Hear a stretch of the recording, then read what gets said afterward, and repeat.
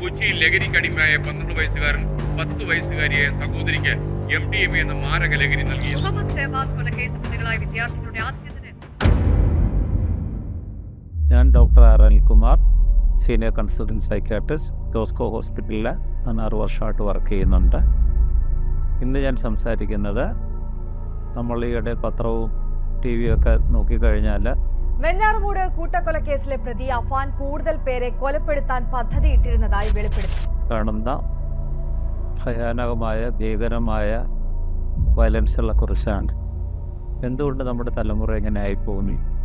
നമ്മൾ എല്ലാവരും, നമുക്കും മക്കളുണ്ട്, കൊച്ചുമക്കളുണ്ട്, അത് വളരെയധികം ചിന്തിക്കുക. ഞാൻ പറയുന്നത് നമ്മൾ തന്നെയാണ് ഇതിനൊക്കെ ഒരു കാരണം. ഇവിടെ വരുന്ന പലരോടും മക്കളുടെ കാര്യം, ഈ ഇടയ്ക്ക് തന്നെ ഒരു പോലീസ് ഉദ്യോഗസ്ഥൻ വന്നു. മകൻ 12ാം ക്ലാസ് പഠിക്കുക, +1 പഠിക്കുക. ആ പല്ല് കേൾക്കത്തില്ല, കുളിക്കത്തില്ല, രാവിലെ മുതൽ വൈകുന്നേരം വരെ കിടന്നുറങ്ങും, സ്കൂളിൽ പോകുന്നേ ഇല്ല.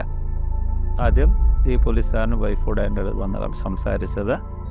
അപ്പം ഞാൻ പറഞ്ഞു, എന്തോ സാരമായ കുഴപ്പമുണ്ട്, അവൻ്റെ ദുശ്ശീലം വല്ലതുമുണ്ട്. എൻ്റെ മോൻ ഇങ്ങനെ ചെയ്യുന്ന യാതൊരു പ്രശ്നമില്ല. ഞാൻ പറഞ്ഞു ശരിയായിരിക്കും, ചെയ്തില്ലായിരിക്കും, ചിലപ്പോൾ ജനിതകമായ ഒരു അസുഖത്തിൻ്റെ ആയിരിക്കും, ഒന്ന് കൊണ്ടുവരാൻ കൊണ്ടുവന്ന് എന്നിട്ട് ഇവരോട് ഞാൻ പറഞ്ഞു തീർച്ചയായും അഡ്മിറ്റ് ചെയ്ത് വേണം ചികിത്സിക്കാൻ. അവരത് വില്ലിങ്ങായി അവനെ കൊണ്ടുവന്ന് ചികിത്സിക്കാനായിട്ട് കിടത്തി.